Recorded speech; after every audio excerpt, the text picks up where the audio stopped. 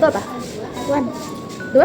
2, 3, 4, 5, 6, 7, 8, 9. Nah, kalau ratusan itu 100. Coba Pak dulu bilang 100. Buat 1000. Kalau 200 apa? 200.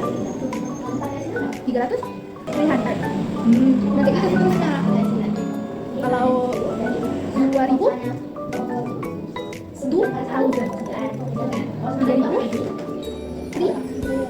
3000.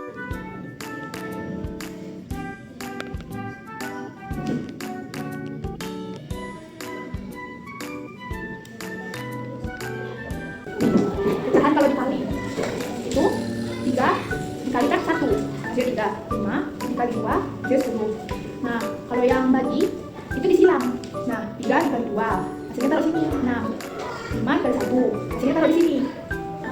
Kalau yang ini kita tambah itu di ini dulu. 3 dikali 2 sama dengan 6 taruh sini. 5 dikali 1 taruh di sini 5. Nah habis itu ditambah 6 tambah 5 sama dengan 11.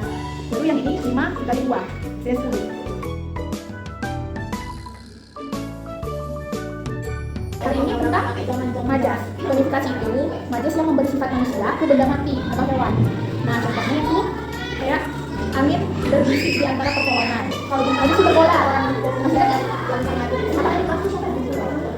ada lagi majas superbola itu lebih wanita. Jadi kalau bagi kita kayak misalnya teks fiksi dan non-fiksi. Kalau teks fiksi itu cerita khayalan atau imajinasi. Kalau non-fiksi itu buku pelajaran. Apa perbedaannya? Kalau non-fiksi itu kayak nyata, cerita di dalam itu nyata. Kalau non-fiksi khayalan.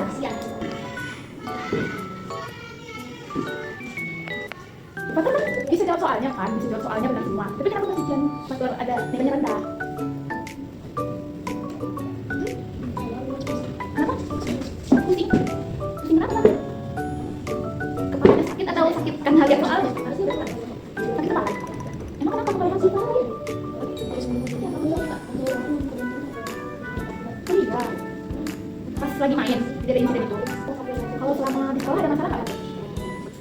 Sama teman? Oh iya, kita ada lihat yang sama aku itu. Ini kenapa? Ini kenapa? Suka? Memang suka minta uang anak-anak lain. Atau apa ada? Sekali. Apa yang bisa Pak Dodi minta? Oh, Bapak nggak pernah bilang ke wali mas? Ini memang mengajari dia tentang budaya.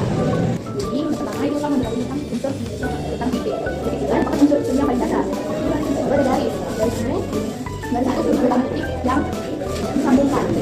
Nah, bidang itu terdiri dari beberapa garis. Kalau luang itu unsur yang menunjukkan volume atau bentuk. Itu contohnya bola, dengan pokoknya ada volumenya. Lalu ada huruf vokal. Satu tahu huruf vokal itu apa aja? Huruf vokal huruf A, I, U, E, O. Kamu ulangi.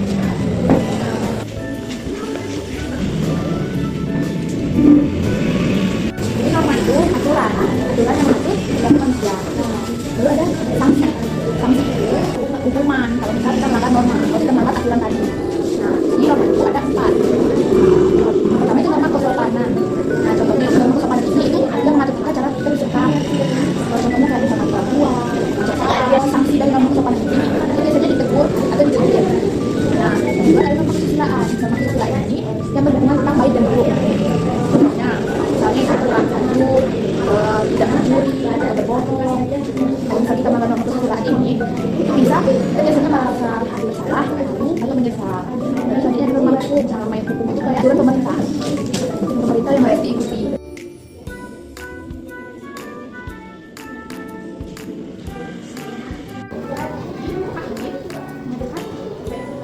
Ada filosofi masyarakat Minang.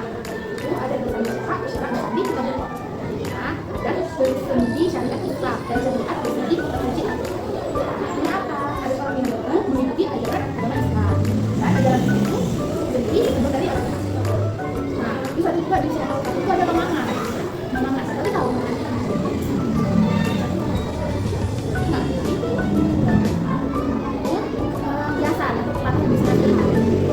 Nah, baru kan? Kalau di Minang itu, kita kan patrimonial sama matrilineal. Kalau di Minang itu pakai apa?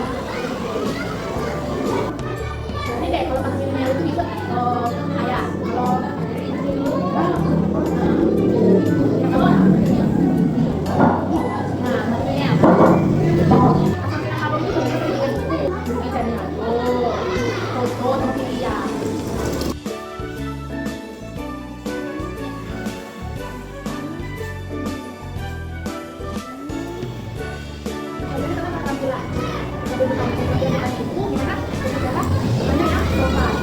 Pertama, gurunya memberikan kesempatan dulu, ada pertanyaan, terus nanti kalau kamu mau nanya, sebelum kamu nanya kamu tulis dulu deh, nanti sampai lupa pertanyaannya apa, itu tulis dulu ya. Lalu kalau gurunya udah menanyakan, ada pertanyaan, kamu tunjukkan misalkan. Terus nanti tunggu dulu, gurunya panggil satu. Kalau gurunya bilang siapa satu, baru satu sebutin pertanyaan yang sudah satu lagi. Nah, kayak gitu ya. Sekarang kita contoh ya. Dari pelajaran tadi ada pertanyaan nggak kamu? Dari ya. Silakan kamu kasih pertanyaannya. Oke. Jadi maksudnya itu dari kemudian yang mengikuti ibu. Jadi nanti kita melanjutkan keterampilan mata waktu dan hitungan. Mata waktu di sini untuk apa adanya. Jadi dia jadwal harian satu itu kayak seimbang antara semuanya ada belajarnya. Belajarnya jangan di sekolah aja, tapi juga belajar.